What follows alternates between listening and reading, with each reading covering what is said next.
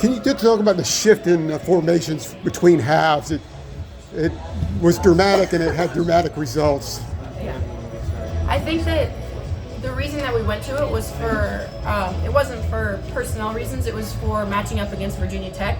So, I mean, you always have to adapt to the game no matter what they throw at you. So I think that that was just a good call on our coaches. Yeah, I mean, I would agree. I think the four-back, kind of just made it a little bit more secure in the back without taking away, our attacking personnel. And it just kind of gave us, an advantage on both sides of the field. But they outshot you. First time you guys have been outshot in a half all season, and then you hold them without a shot and get lots of them in the second half. It just, what kind of pep talk did you get at halftime? I think that, after the first half, we were kind of getting flashbacks to our sophomore and junior year, where Virginia Tech has given us kind of a run for our money the last 2 years. So I think that we were just doing everything in our power to not let that happen again. So, Avery, I saw in the first half, this was maybe midway through, you were on the near touchline to me, so the left side. Mm-hmm. And then I see you about 2 minutes later near the far corner flag. Yeah.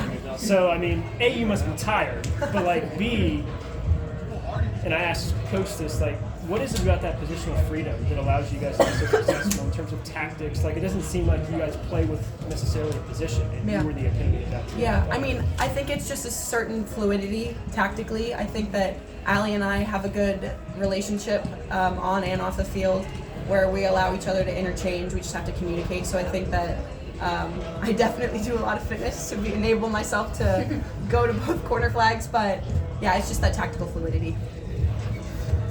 Is that something you enjoy, or would you rather be in a set position? No, I personally like it. I feel like I'm able to impact more if I'm able to move around more freely. But I definitely do prefer playing on the left side. But it's whether or not play is happening to go down the right side, then maybe I'll start to drift over and Allie will switch with me or invert or just something tactical. You mentioned that relationship, but you guys are playing so positionless, like you, Allie, Sam too. What does that have to be like the relationship between y'all to know where someone's going to be? Yeah. How do you manage that? Yeah, I think that it's our own personal soccer intelligence combined with just playing with each other enough times now. I've been playing with Sam for 3 years now. I've been playing with Allie for one and a half now. So we're all pretty high level players. I think that we have high level soccer IQs as well and be able to read each other. Yeah, so the defense I've noticed all season pretty much has been, not really allowing shots within the box. Is that something that's, by design, or is that just coincidental and something to talk about how good the defense is? Yeah, I think it's just kind of a standard, we have class players on both sides of the field, and, defensively, obviously, everybody wants to score on North Carolina, so, that's a known thing, and so, we make it aware that, that's the standard, any shot, it's blocked, any, 1v1, keep your feet, it's just a standard. Is that really something y'all hear, is people want to, score on y'all? Is that a... Yeah, for sure. Just, the other game, Alabama, even the coach was saying, kind of making a little sly remarks at us, and, we get that, we get it, we are UNC, and it's not easy, coming here and being an athlete here.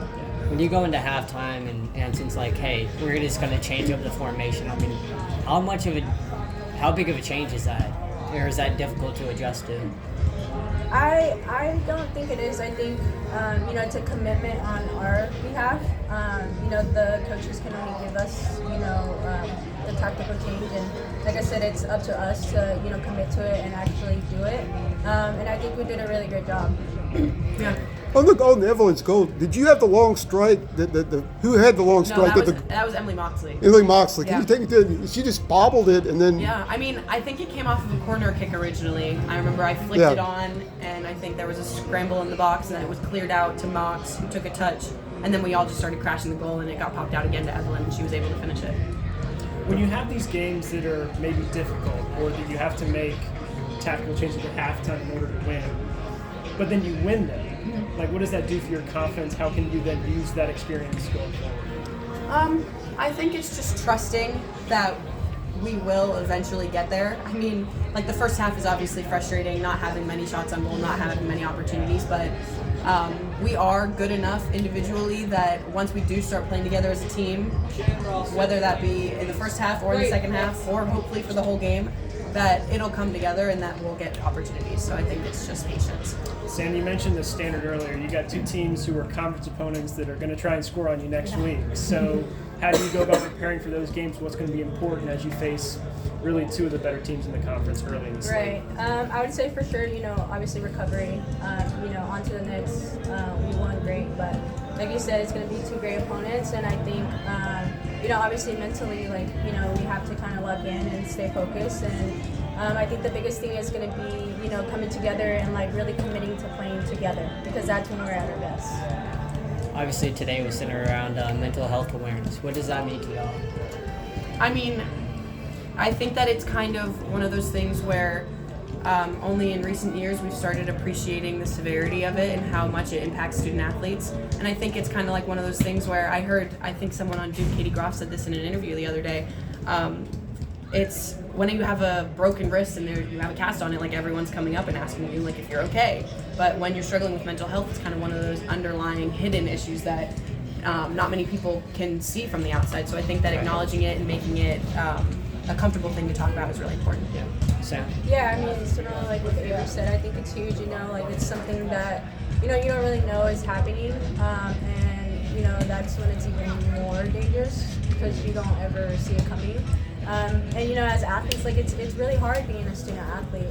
We don't only have our sport to worry about, you have, a billion other things going on. So I think, bringing that awareness is massive.